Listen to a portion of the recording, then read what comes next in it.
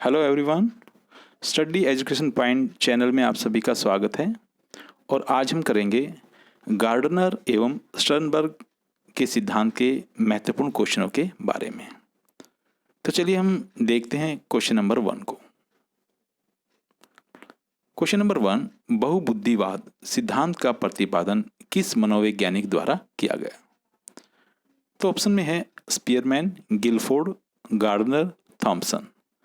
तो इसका सही आंसर है गार्डनर। इन्होंने बहुबुद्धिवाद सिद्धांत का प्रतिपादन किया।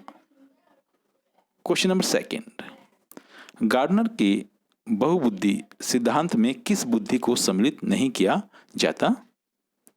देखिए, गार्डनर ने अपने सिद्धांत में 8 प्रकार की बुद्धि के बारे में बताया है।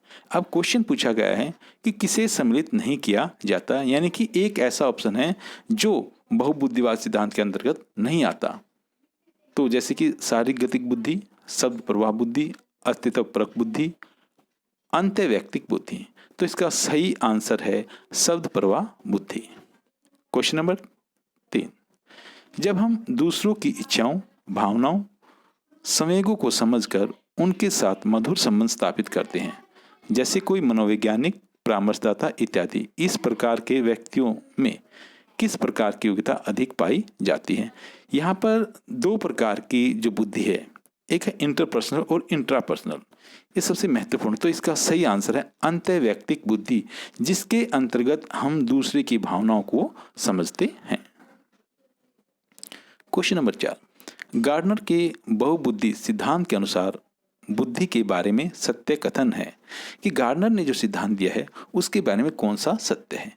इन्होंने अपने सिद्धांत में बुद्धि के 7 प्रकारों का वर्णन किया। ये गलत है, क्योंकि इन्होंने प्रारंभ में 8 प्रकार और बाद में इन्होंने बुद्धि के सिद्धांत के 9 प्रकार बताए हैं। प्रत्येक बुद्धि स्वतंत्र रहकर कार्य करती है। सभी बुद्धि एक साथ मिलकर समस्या समाधान के रूप में, अंतः क्रिया के रूप में कार्य नहीं करती।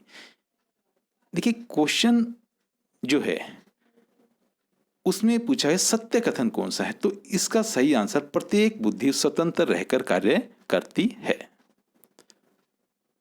क्वेश्चन नंबर 5, ऐसे व्यक्ति जो भिन्न भिन्न वस्तुओं के प्रति संवेदनशील होते हैं तथा अपने मन में भाषा के बिंबों का निर्माण करते हैं, इस प्रकार के व्यक्तियों में किस बुद्धि की अधिकता होती है?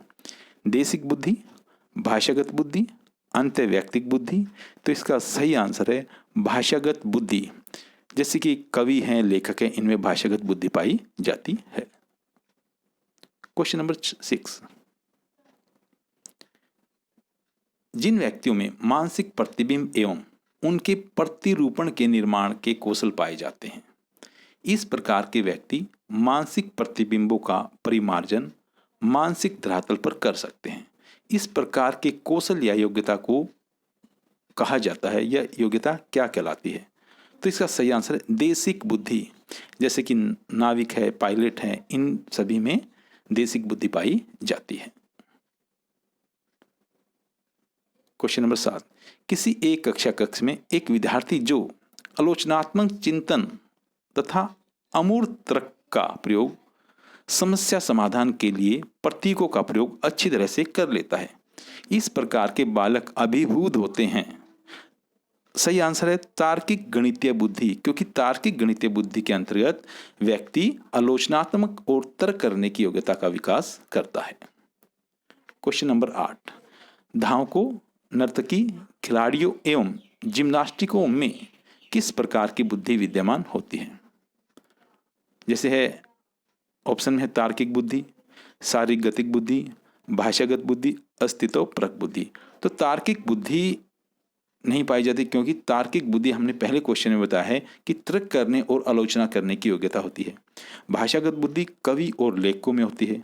अस्तित्वपरक बुद्धि जो जन्म और मरण के बारे में जो होता है उसमें अस्तित्वपरक बुद्धि आती है। अब ऑप्शन हमारा बच गया शारीरिक गतिक बुद्धि। तो इसका सही आंसर है शारीरिक गतिक बुद्धि, जिसमें व्यक्ति का शारीरिक गतिक शरीर की मूवमेंट होती है।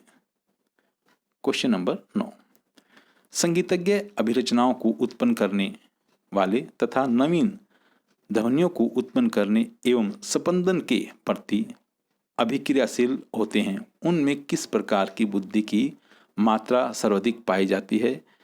संगीतज्ञ बुद्धि, म्यूजिकल इंटेलिजेंस, भाषागत गणितीय बुद्धि नहीं पाई जाती, शारीरिक बुद्धि नहीं पाई जाती, उपरोक्त सभी।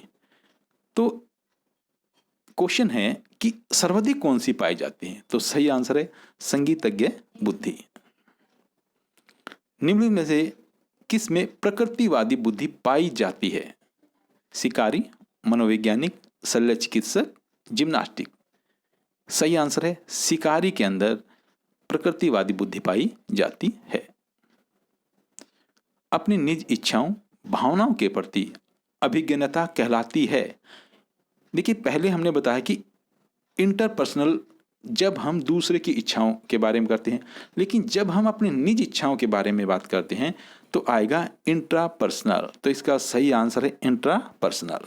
क्वेश्चन नंबर 12, निम्नलिखित में से किस में देशिक बुद्धि नहीं पाई जाती?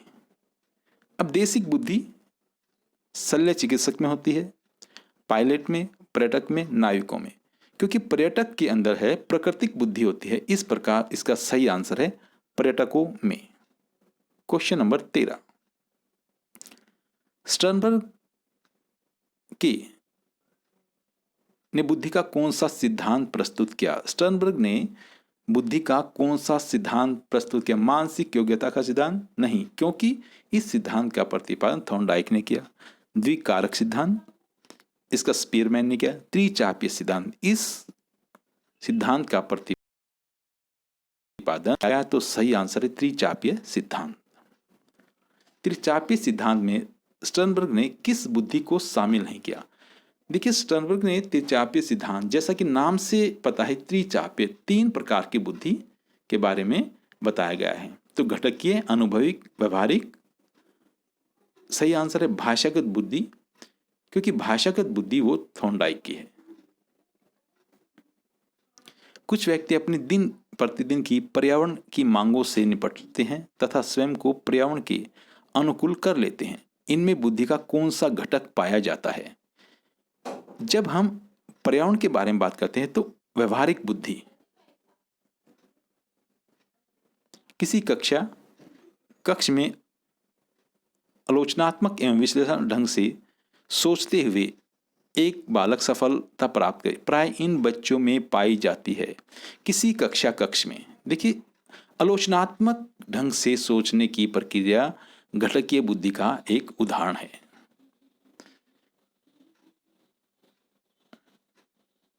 रहीम अपने किसी समस्या का समाधान करने के लिए कक्ष में सृजनात्मक तरीके से सोचता है। वह किस बुद्धि का प्रयोग कर रहा है? व्यवहारिक बुद्धि, सृजनात्मक बुद्धि, घटकीय बुद्धि, उपरोक्त सभी। इसका सही आंसर सृजनात्मक बुद्धि। घटकीय बुद्धि को किस अन्य नाम से जाना जाता है? तो घटकीय बुद्धि को हम विश्लेषणात्मक बुद्धि भी कह सकते हैं, क्योंकि इसके अंदर विश्लेषण के साथ साथ आलोचना करने की योग्यता का विकास होता है। क्वेश्चन नंबर 20, त्रिचापीय सिद्धांत के बारे में सत्य कथन नहीं है। यह सिद्धांत सूचना प्रक्रमण उपागम में से एक है, इंफॉर्मेशन प्रोसेसिंग अप्रोच में से एक है। हाँ, यह जो सिद्धांत है इंफॉर्मेशन प्रोसेसिंग अप्रोच का एक घटक है। इसके अनुसार बुद्धि को 3 भागों में बांटा जाता है। तो त्रिचापीय सिद्धांत ने बुद्धि को 3 भागों में बांटा, ये भी सही है। इस सिद्धांत के अनुसार समाज के उद्देश्य की पूर्ति करने के लिए पर्यावरण के कुछ तत्वों का प्रयोग किया जाता है, ये भी सही है। इसमें तीनों घटक एक साथ मिलकर कार्य करते हैं, ये गलत है, क्योंकि प्रत्येक घटक अलग अलग कार्य करता है। चलो देखते रहिए आगे